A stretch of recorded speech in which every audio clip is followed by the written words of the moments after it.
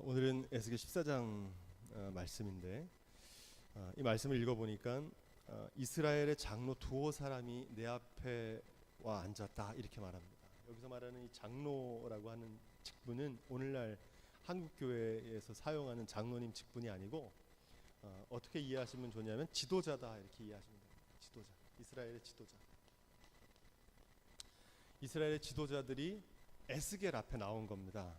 왜? 하나님 말씀을 들으려고, 하나님께 간구할 게 해서 나온 거죠. 우리가 이 말씀을 전체적으로 보면 이해할 수 있는 게 앞에서 에스겔이 경고를 하잖아요. 하나님께 회개하고 돌아오지 않으면 예루살렘 성전이 무너질 거다, 이 성읍도 무너질 거다. 그러니까 이스라엘의 많은 지도자들 중에 몇 사람은 그래도 제정신을 가진 사람이 있었어요. 두어 사람이 그러면 우리가 어떻게 해야 이 심판과 위기를 모면할 수 있을까? 그런 마음으로 아마 에스겔에게 나온 것 같아요. 마치 신약성경에 보면은 세례 요한이 회개하라, 천국이 가까이 왔다, 도끼가 나무 뿌리에 놓여 있다, 나무 뿌리가 도끼에 놓여 있다 이렇게 얘기하니까 사람들이 세례를 받으러 나오잖아요. 그러니까 우리가 무엇을 해야 됩니까? 이렇게 물어보는 것처럼 지금 에스겔의 계속되는 경고와 하나님의 심판에 대한 말씀을 몇몇 사람은 듣고 야, 이대로 있으면 안 되겠다. 그래서 이렇게 이스라엘 장로 두어 사람이 지금 에스겔 앞에 나온 겁니다. 사실은 하나님의 뜻을 구하려고 나온 거죠.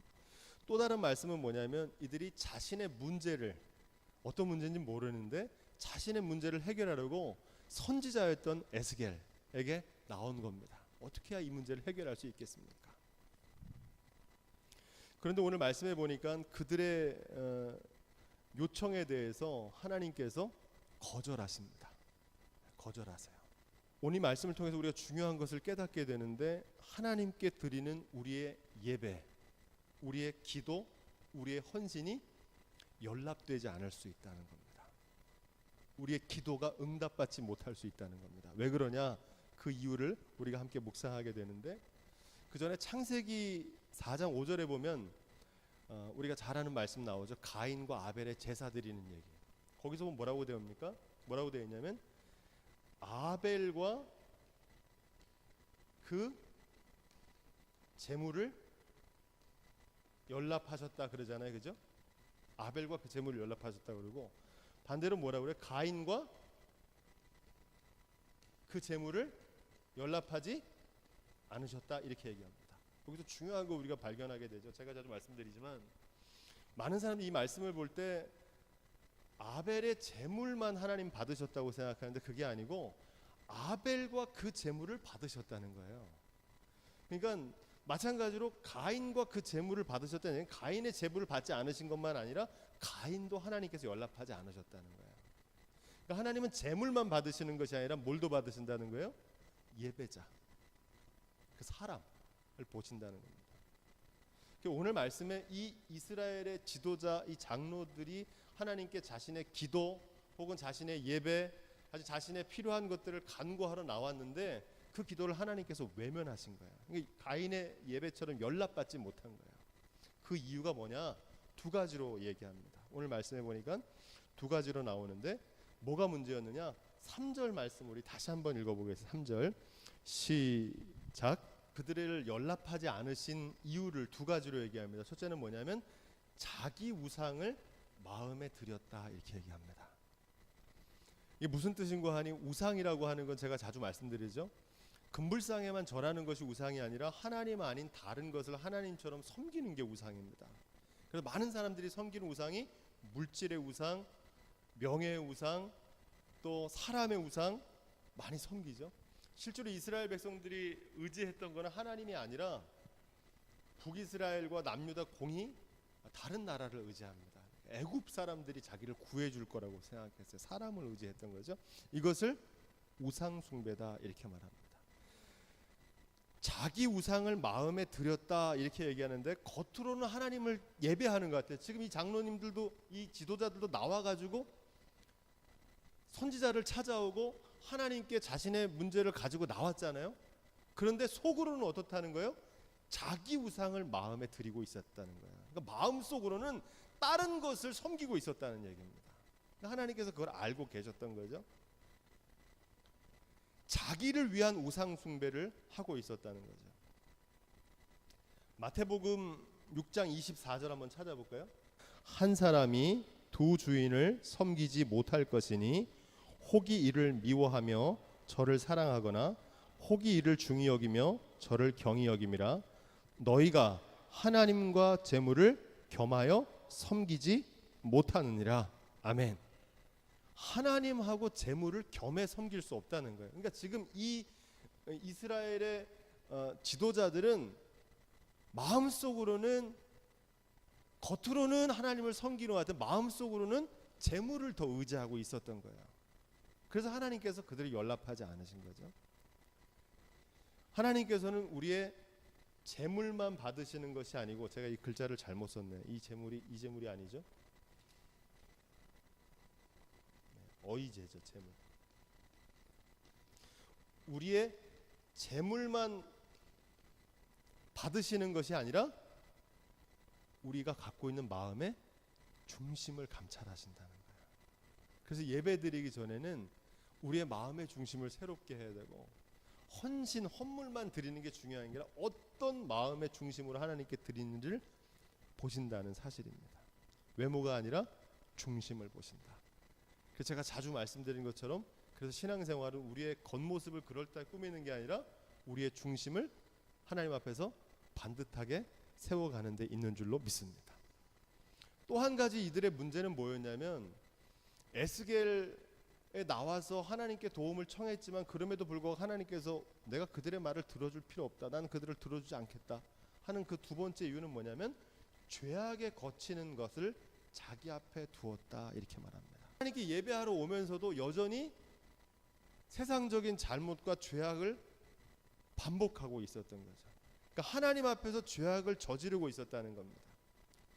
기도가 응답받지 못하는 이유 중에 가장 큰 이유는 뭐냐면, 하나님과 우리의 사이에 죄악이 가로막혀 있어서 그렇다고 이사야는 얘기합니다. 함께 성경을 찾아볼까요? 이사야서 59장 1절과 2절을 한번 읽어보겠습니다. 여호와의 손이 짧아 구원치 못하심도 아니요 죄가 둔하여 듣지 못하심도 아니라. 2절, 오직 너희 죄악이 너희와 너희 하나님 사이를 내었고 너희 죄가 그 얼굴을 가리워서 너희를 듣지 않으시게 함이니. 아멘. 그러니까 하나님께 기도하는데 응답받지 않는 건 하나님이 듣지 못해서 그런 것도 아니고, 능력이 없어서 손이 짧아서 구원하지 못하는 것도 아니고, 뭐 때문에 그렇다는 거예요? 죄의 문제가 하나님과 나 사이를 가로막고 있다는 겁니다. 그래서 이 문제를 해결하려면 어떻게 해야 되냐? 먼저 하나님 앞에서 자신의 죄악을 회개하고 자백하고 나올 때 비로소 하나님께 우리의 기도와 우리의 예배가 연락되는 줄로 믿습니다. 자, 이어서 4절부터 5절 말씀을 우리 계속해서 함께 읽어보겠습니다. 4절부터 5절 시작. 이 4절부터 5절 말씀에 보니까 하나님의 기도가 응답받지 못하는 이유에 대해서 뭐라고 얘기하냐면, 그 우상으로 인해서 나를 배반했다, 이렇게 말합니다. 누가? 이스라엘 족속 중에서 이렇게 됩니다. 이 말씀이 중요해요. 제가 아까도 말씀드렸지만 우상 숭배는 지금 안 믿는 사람들이 하는 게 아닙니다. 지금 에스겔에게 찾아온 사람들이 이스라엘의 누구라고 그랬어요? 지도자들이라고 그랬잖아요. 장로, 곧 지도자란 뜻이잖아요. 그러니까 이스라엘의 지도자들인데도 불구하고 이스라엘 족속 중에 있는 사람들이 하나님 아닌 다른 것을, 그러니까 하나님도 섬기면서 재물도 섬기고, 하나님을 섬기면서 우상도 섬기고, 하나님을 섬긴다고 하면서 사람도 의지하고. 이스라엘 족속 중에라고 하는 말은 안 믿는 사람들 얘기가 아니에요. 지금 이 얘기가, 지금 에스겔서가 에스겔이 예언하는 사람들은 우리로 얘기하면 교회 안 다니는 사람이 아니라 교회 다니는 사람들. 이스라엘 백성들은 하나님 안 믿는 사람이야. 하나님 믿는 사람 중에도 우상을 마음에 들인 사람이 있었다, 이렇게 얘기하는 겁니다. 앞에서 말씀드렸던 것처럼 겉으로는 예배자인데 속으로는 세속적인 탐욕을 구하고 있는 겁니다. 그러니까 하나님이 주는 영광보다 세상적인 영광을 더 구하는 거예요. 원래 많은 사람들이 우상으로 섬기는 게 뭐라고 그랬습니까? 뭘 많이 섬긴다고 그랬어요? 원래 현대인들이 세상에 믿을 건 돈밖에 없다, 그렇죠? 물질, 돈. 또 뭘 좋아해요? 명예, 사람들의 칭찬, 하나님의 칭찬보다는 사람의 칭찬을 좋아하고, 섬기기보다는 권력, 높은 데서 지시하고 높은 자리에 올라가려고 그러고, 또 쾌락, 하나님이 주는 기쁨보다 세상이 주는 쾌락을 더 즐거워하잖아요. 우상을 마음에 들였다는 얘기는 그 얘기입니다. 이걸 더 추구하고 있었던 거예요. 더불어서 또 한 가지 문제는 뭐냐? 죄악에 거치는 것을 자기 앞에 두고 선지자에게 나오는 자다, 이렇게 말합니다. 이 말씀을 메시지 성경에 보니까 이렇게 되어 있어요. 여전히 죄악을 저지르면서 뻔뻔스럽게 하나님을 찾아오는 사람들이다, 이렇게 말합니다. 그러니까 죄악에 거치는 것, 우상을 마음에 둘 뿐 아니라 죄악에 거치는 것을 행하면서 누구를 찾아와요? 선지자를 찾아오는 거예요. 그러니까 죄악은 죄악대로 물먹듯이 하면서 신앙생활은 또 하는 거예요. 그러니까 하나님께 예배드린다고 하면서 세상 방식대로 그대로 사는 거예요. 이거를 뭐라고 그러냐면, 에스겔서에서는 뭐라고 얘기하냐면 가증한 일이다, 이렇게 말합니다. 가증한 일. 가증한 일. 그래서 가증하다는 게 무슨 얘기입니까? 사람이 앞에 뻔히 있는데 뻔히 보이는 속임수를 쓰는 거예요. 그렇죠? 하나님도 섬기고 재물도 섬기고, 이것이 하나님 앞에서 응답받지 못하는 이유였던 거예요. 근데 연락받지 못했던 이유였다는 겁니다. 하나님과 우상을 겸하여 섬기는 일에 대한 하나님의 응답이 우리가 읽은 말씀 5절에 나오는데, 5절 말씀 우리 다시 한번 읽어보겠습니다. 뭐라고 말씀하시느냐? 그들에게 어떻게 하시겠다고 말씀하시느냐? 5절, 그들의 마음 먹은 대로 갚아주겠다는 거예요. 무슨 말씀이냐면은 심는 대로 거두게 하시겠다는 겁니다. 사람은요, 자기가 믿는 대로 살게 돼 있어요. 그렇죠? 자기가 믿는 대로 살게 돼 있단 말입니다. 자기가 신뢰하는 것에 마음과 물질과 에너지와 시간을 쏟아붓게 돼 있다는 거예요. 이 말씀 뭐냐면, 그들이 마음 먹은 대로 하시겠다는 얘기는 뭐냐면 심은 대로 거두게 하시겠다는 거예요. 그리고 뭐라고 말씀하시면, 내가 그들의 마음 먹은 대로 그들을 잡으려 한다. 이 말은 자기 자신이 의지하는 것들과 함께 무너져 내리게 하시겠다는 거예요. 무슨 말씀인지 아시겠어요? 물질을 의지하던 사람은 어떻게 됩니까? 마지막 순간에 물질과 함께 무너져 내리잖아요. 우리가 부르는 찬양 가운데 이 찬양이 있었죠. 세상에 믿던 모든 것 끊어질 그날 되어도. 그렇죠. 세상에 내가 마음에 의지하고 믿었던 것들이 끊어지는 그날이 오잖아요. 언제입니까? 죽음의 순간, 하나님의 심판대 앞에 서기 전에 온단 말입니다. 그때 물질을 막 의지하며 살은 사람들은 자신이 의지하던 물질과 함께 무너져 내리는 거고, 사람을 의지하며 살았던 사람들은 자기가 믿었던 사람이 이게 의지할 만한 대상이 못 되었구나 하면서 함께 무너져 내리게 하시겠다는 거예요. 무슨 말씀인지 아시겠죠? 네. 이스라엘에 적용해 보면, 이스라엘이 누구를 의지했냐면 애굽을 의지했거든요. 애굽. 제가 요즘 보니까 물질을 의지하는 것보다 사람을 많이 의지하더라고요. 애굽의 군사력이 구해줄 거라고 생각했어요. 그런데 누가 쳐들어옵니까? 바벨론이 쳐들어와요. 바벨론이 쳐들어와서 애굽을 박살을 내버려요. 갈그미스 전투에서 애굽 군대를 박살을 내요. 네. 그리고 나니까 자기가 의지했던 애굽이 망하는 날 함께 망하는 거예요. 그렇게 망하게 해주겠다는 거예요.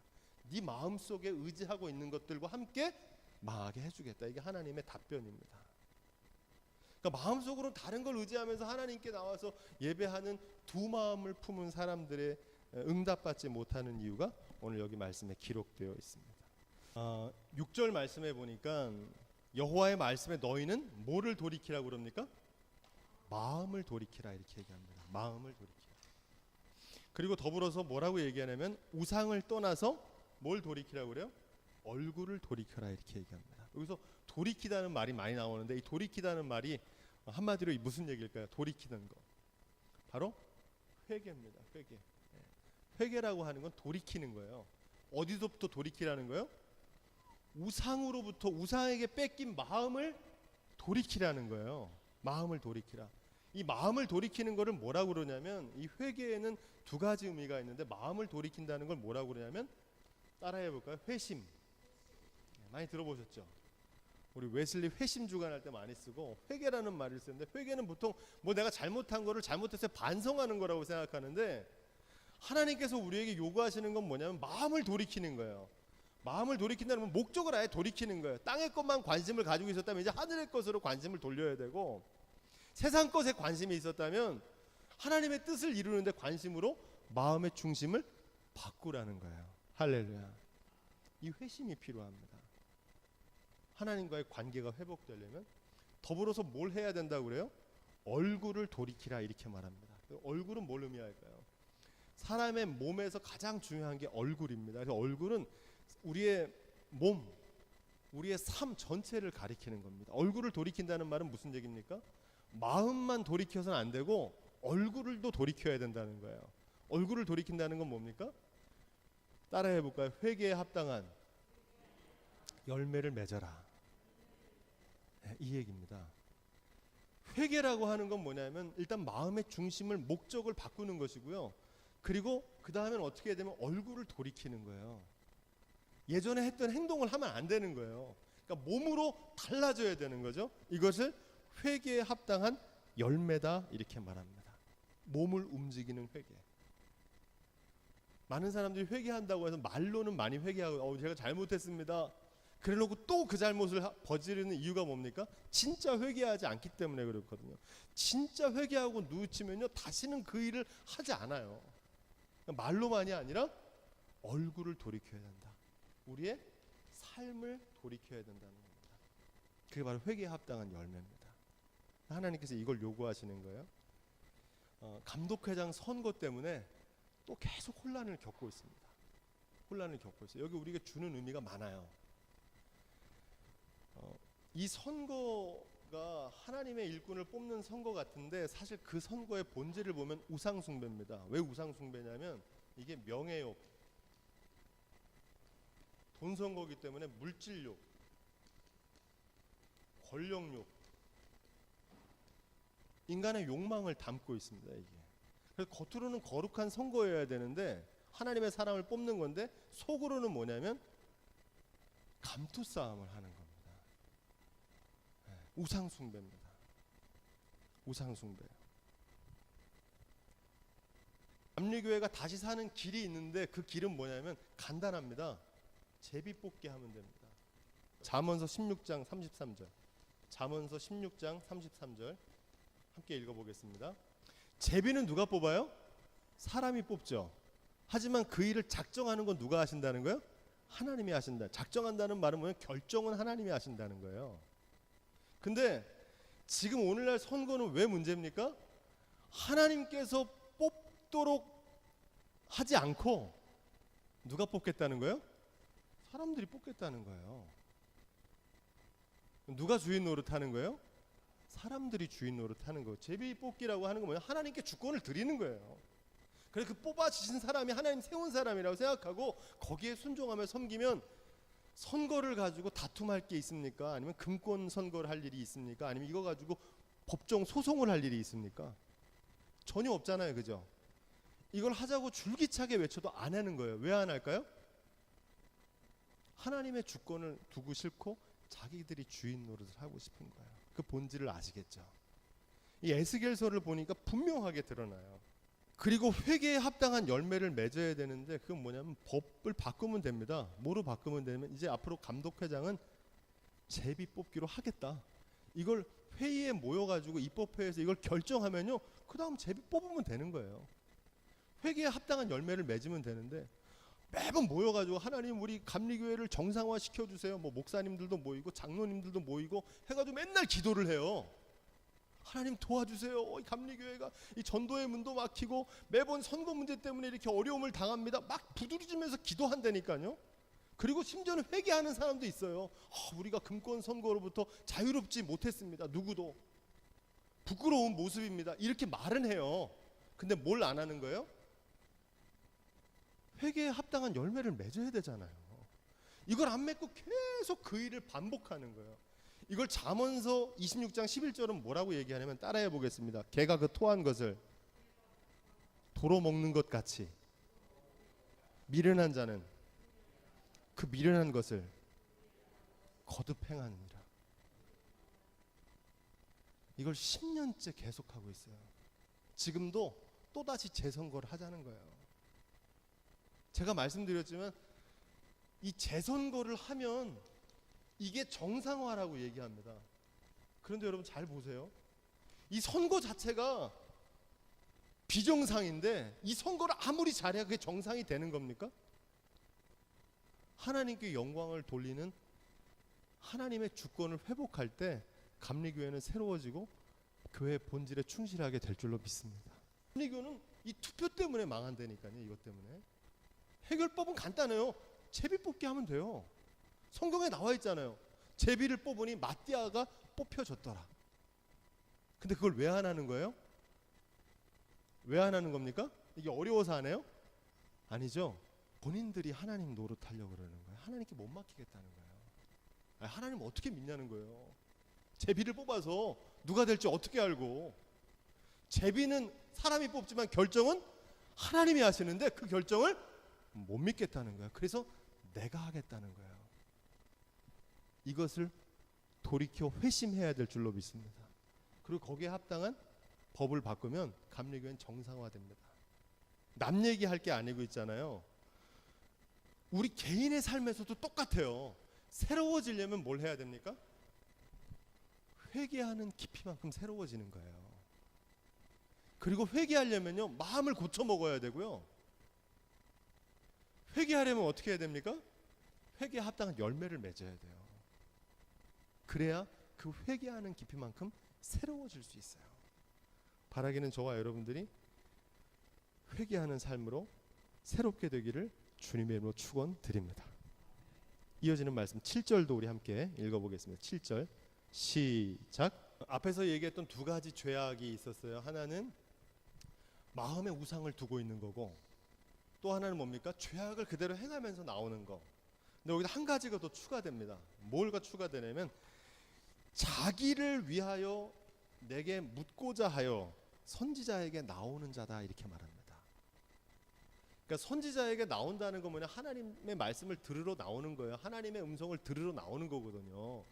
근데 나오는 목적이 어디 있어요? 누구를 위해 나오는 거예요? 네, 자기를 위하여 나오는 거예요. 자기를 위하여. 이게 무슨 말씀이냐면 우리가 먼저 그 나라와 그 의를 구해야 된다는 말씀을 많이 하잖아요. 그죠? 신앙생활은요, 제가 자주 말씀드리지만 자기 부인입니다. 내 뜻을 내려놓고 하나님의 뜻을 이루어 드리는 게 참된 신앙생활의 본질인 줄로 믿습니다. 그런데 자기 부인이 아니라 이 신앙생활이 자칫하면 뭐가 되냐면 자기 과시가 되는 거예요. 자기 과시. 내 이름을 더 드러내고 내 능력을 더 드러내고 하나님의 영광이 아니라 내 영광을 나타내고 싶고 하나님의 이름이 높이 돼야 되는데 내 이름이 높아지고 싶은 거예요. 오늘 말씀에 하나님께 나오는 그 이스라엘의 지도자들이 어떤 마음으로 나왔냐면 자기를 위하여 나왔다는 거예요. 자기를 위하여. 그러니까 하나님의 뜻, 하나님의 영광보다 뭐가 앞서는 거예요? 내 욕심이 앞서는 거예요. 내 유익이 앞서는 거예요. 바라기는 저와 여러분들이 먼저 그 나라와 그 의를 구할 수 있기를 주님의 이름으로 축원드립니다. 신앙생활의 목적은요, 잘 들으십시오. 자기 의를 나타내는 게 아니에요. 내 뜻을 나타내는 게 아니고 내 영광 구하는 게 아니에요. 신앙생활은 우리가 하는 예배와 기도와 헌신과 봉사가 내 뜻, 내 영광, 내 의를 드러내는 게 아니라 나를 통해서 하나님의 뜻이 드러나고, 할렐루야, 하나님의 영광이 나타나고 하나님의 선하신 일들이 이루어지는, 나를 부인해서 하나님의 뜻을 높여드리는 저와 여러분들의 신앙생활이 될 수 있기를 주님의 이름으로 축원드립니다. 8절 말씀을 보겠습니다. 8절 말씀을 다시 한번 읽어보겠습니다. 8절 시작. 이제 그 사람들을 대적해서 어떻게 하면 놀라움이 될 것이고, 여기서 앞에 많이 나온 얘기, 감개와 뭐가 될 거라고 그래요? 속담거리가 될 거다, 이렇게 얘기합니다. 누가? 지금 나오는 사람들이 누굽니까? 이스라엘의 장로, 그 지도자들이거든요. 그 지도자들인데 마음으로 우상을 숭배하고 하나님 앞에서 예배하는 것 같지만 사실은 죄악을 저지르면서 그냥 그대로 나오고, 뿐만 아니라 하나님께 나오는 이유가 하나님의 영광을 위해서가 아니라 자기를 위해서 나오는 그 사람들을 대적한다, 이렇게 얘기합니다. 하나님께서 대적하시겠다. 그러면서 뭐라고 얘기하면 그들을 놀라움과 감개와 속담거리가 되게 하겠다, 이렇게 말씀하십니다. 여기서 이 감개라는 말은 우리가 앞에서 많이 읽었죠. 감개가 무슨 뜻이냐면 본보기를 삼겠다는 겁니다. 본보기를 삼겠다. 어떤 본보기를 삼겠다는 겁니까? 좋은 본보기일까요? 나쁜 본보기일까요? 나쁜 본보기를 삼겠다는 겁니다. 한마디로 시범 케이스로 삼겠다는 거예요. 시범 케이스가 좋은 의미가 아니라 한번 본때를 보여주겠다는 겁니다. 뭐에 대해서? 가증스러운 신앙생활, 하나님도 섬기고 재물도 섬기는, 하나님과 재물을 겸하여 섬기는, 어쩔 때는 하나님을 섬기는 것 같은데 어쩔 때 보면 세상을 섬기는 이런 우상 숭배하는 사람들을 뭘로 삼겠냐면 감개로 삼겠다는 겁니다. 시범 케이스로 보여주겠다는, 그렇게 신앙생활했다가는 어떤 모습이 되는지 본보기를 삼겠다는 겁니다. 제가 앞서 말씀드렸던 것처럼 하나님께서는 원래 이스라엘 백성 선택하신 이유는 뭐냐면 그들을 축복하셔서 하나님을 잘 섬기면 저런 축복을 받는구나, 나도 저 사람처럼 하나님을 잘 섬기는 저런 축복의 사람이 돼야겠다. 할렐루야. 원래 이렇게 본보기를 삼으려고 그랬어요. 이걸 정면교사라고 그러는데 지금 이스라엘 백성들이 그 하나님을 저버리고 우상을 숭배하니까 하나님께서 그들을 어떻게 하시는 거예요? 하나님을 저버리고 우상 숭배하는 사람들을 반면교사, 본보기를 삼는데 어떻게 삼냐면 나도 저렇게 하면 안 되겠구나. 하나님께서 그렇게 축복해 주시고 물질도 주시고 건강도 주시고 생명도 주시고 자녀들도 잘 되게 하셨는데, 누가? 하나님께서. 근데 그 하나님을 저버리고 다른 것을 하나님처럼 섬기다가 저 모양 저 모습이 되었구나. 이런 감개로 삼겠다는 거야. 속담거리, 사람들이 지나가면서 이야기하는 이야기거리. 그 집안 원래 하나님 축복받아갖고 잘 되던 집안이었는데 자신을 축복하던 하나님을 저버리고 하나님 영광 위에 살겠다고 그래놓고선 세상 영광 구하다가 저 모양 저 꼴이 됐대. 나는 그러면 안 되겠다. 참 하나님 무섭다.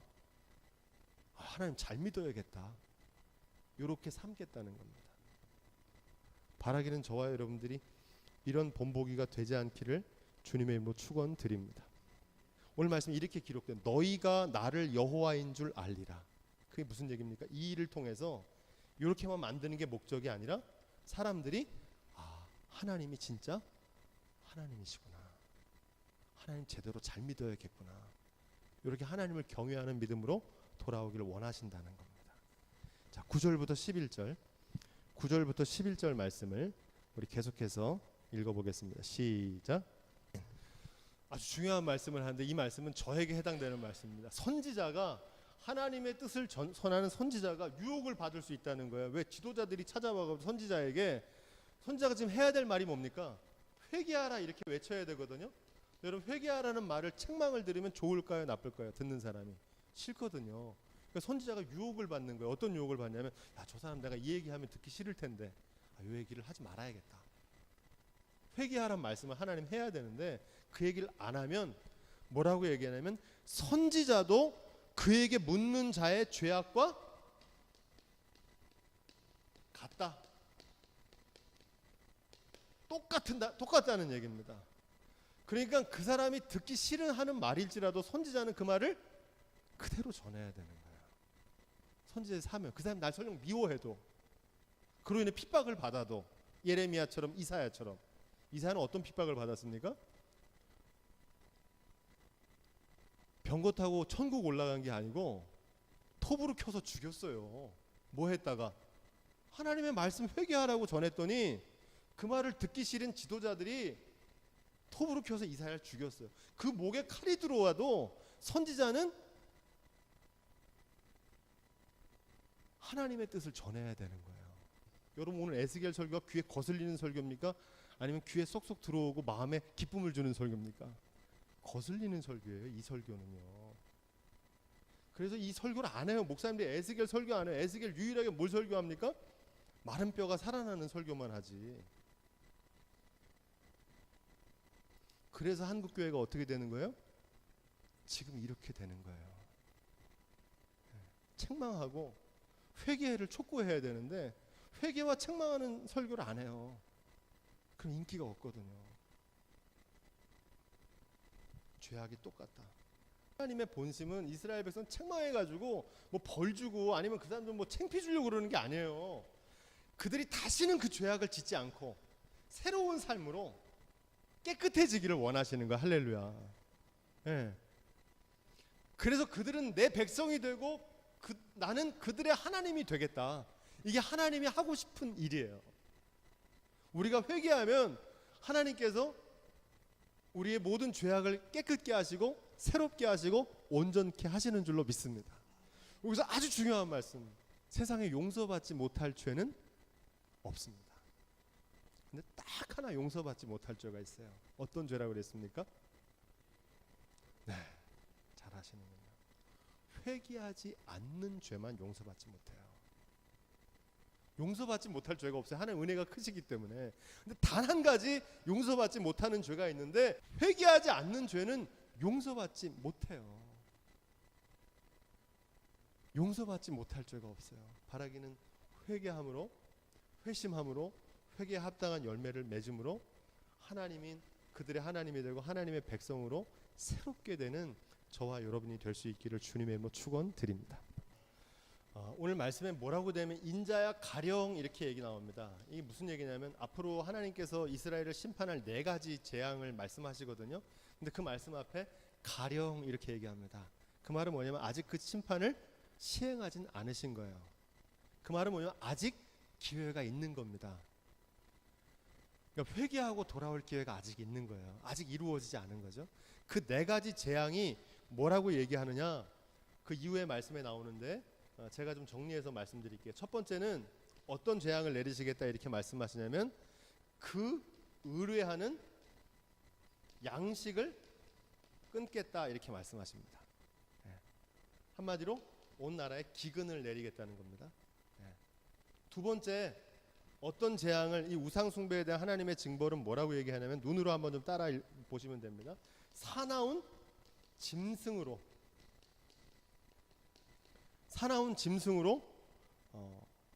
하겠다는 거죠. 이 사나운 짐승은 비유적으로 바벨론 제국의 폭정을 뜻합니다. 그리고 세 번째, 칼로 그 땅에 임하게 하겠다 이렇게 얘기합니다. 이 칼은 이제 앞으로 벌어질 이스라엘 멸망하는 전쟁, 포로로 잡혀가는 모습을 상징하고, 네 번째 이스라엘에 대한 재앙은 뭐냐면 그 땅에 온역을 내리겠다 이렇게 얘기합니다. 온역이 뭡니까? 전염병이죠. 이 4가지를 이제 하나님께서 행하시겠다는 겁니다.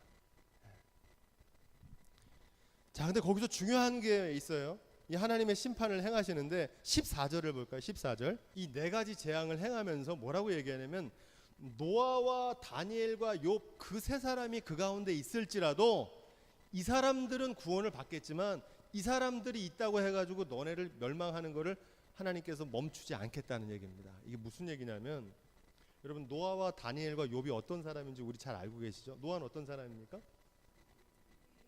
당대 의인이었었는데 대홍수가 벌어졌는데 노아와 그의 가족들만 구원받았어요. 앞으로 이스라엘에 이런 대재앙과 심판이 내려오는데 노아는 하나님의 말씀을 준행함으로 구원받았단 말입니다. 그렇죠? 다니엘은 어떻습니까? 다니엘은 1차 포로 때 BC 605년에 느부갓네살 왕이 쳐들어와서 예루살렘 집기를 가져갈 때 다니엘과 그 친구들을, 젊은 사람들 다 데려갑니다. 그래서 뭘로 잡혀가요? 포로로 끌려가거든요.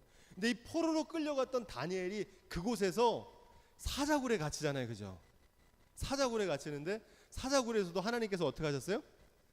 지켜주셨어요. 사나운 짐승의 입에서도 지켜주셨단 말입니다.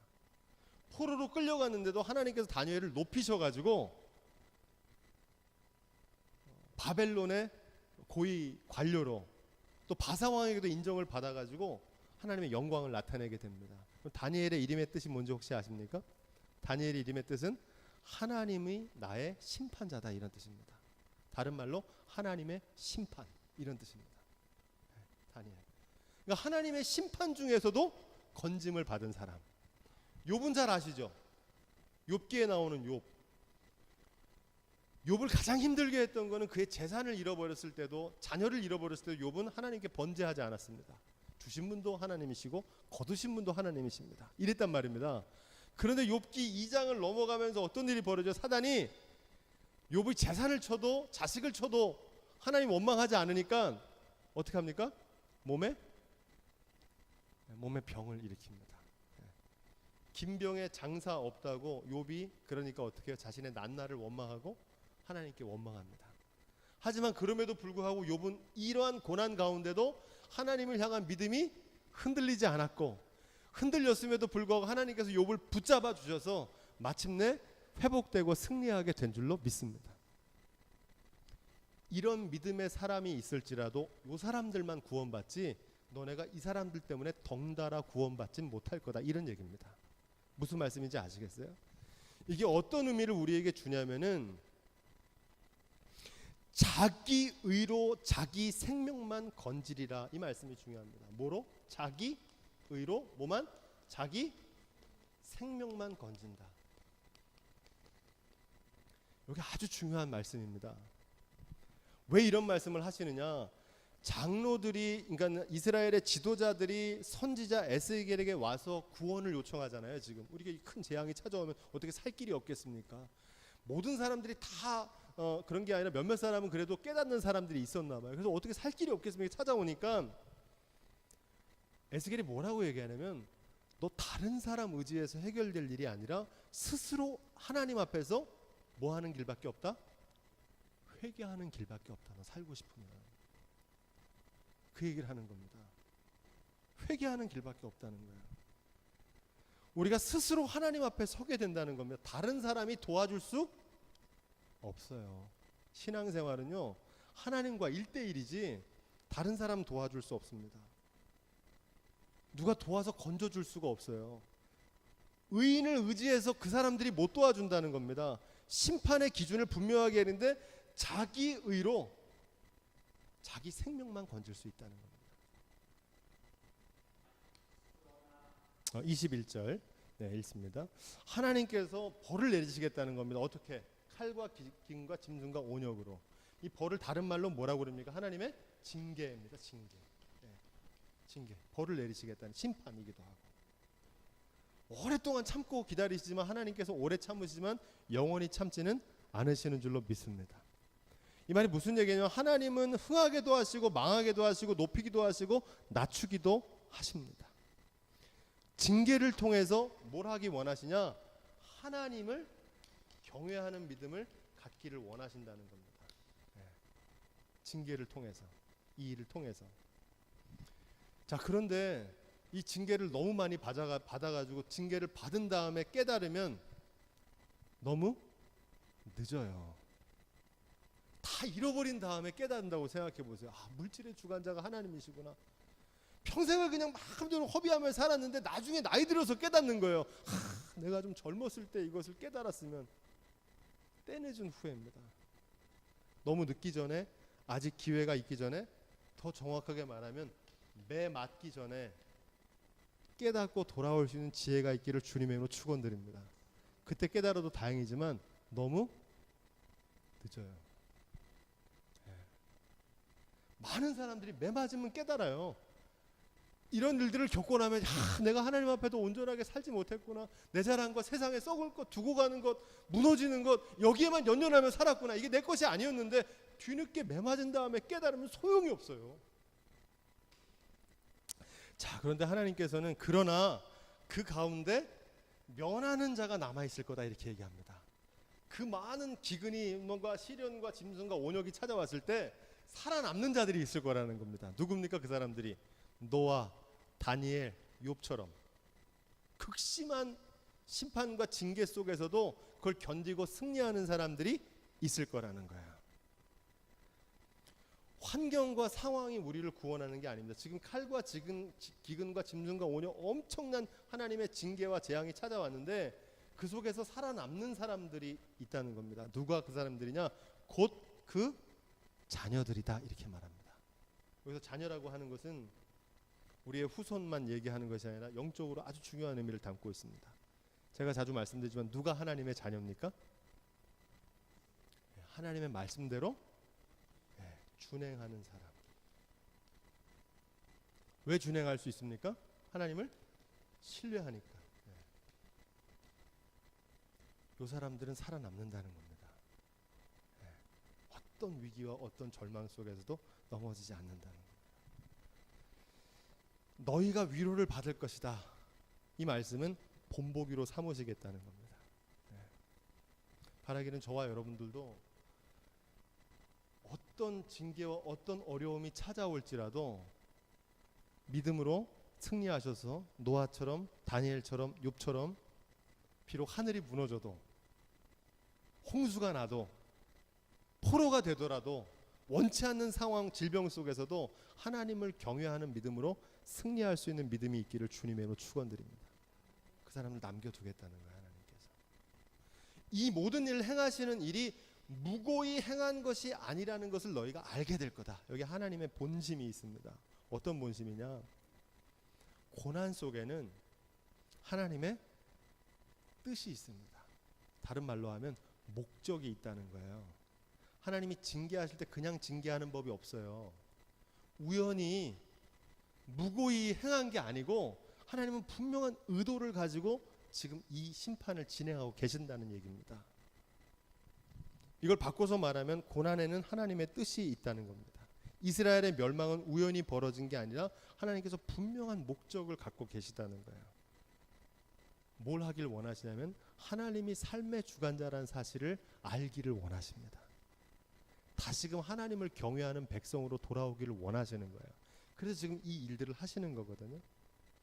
다윗은 시편 119편 71절에 이렇게 말하면, 여러분 잘 하시는 말씀, 고난 당한 것이 내게 유익이라. 이로 인하여 내가 주의 율례를 배웠나이다. 아멘. 고난이 유익이라는 거예요. 왜? 고난을 통해서 주님의 뜻이 뭔지를 배우게 됐다는 거예요. 그전에는 몰랐는데 고난을 통해서 배웠다는 거예요. 징계를 통해서, 고난을 통해서 하나님께서 가르치려고 하시는 것이 있어요. 배워야 되는 거예요. 고난을 받으면, 매를 맞을 때는 배워야 돼요. 많은 사람들이 고난이 찾아오면 무슨 기도합니까? 하나님, 이 고난이 빨리 지나가게 해서 이렇게 기도하죠. 저는 어떻게 기도하냐면요, 하나님, 이 고난이 왔는데 이 고난을 통해서 하나님 나에게 원하시는 뜻이, 가르치고 싶으신 것이 있을 텐데 제가 그것을 빨리 배울 수 있도록 해주세요. 저 이렇게 기도해야 돼요. 무슨 말씀인지 아시겠어요? 고난은 우리에게 가르쳐 주는 게 있어요. 배워야 돼요. 그 징계를 통해서. 히브리서 12장 5절부터 6절 말씀으로 마무리하겠습니다. 또 아들들에게 권하는 것 같이 너희에게 권면하신 말씀을 잊었도다.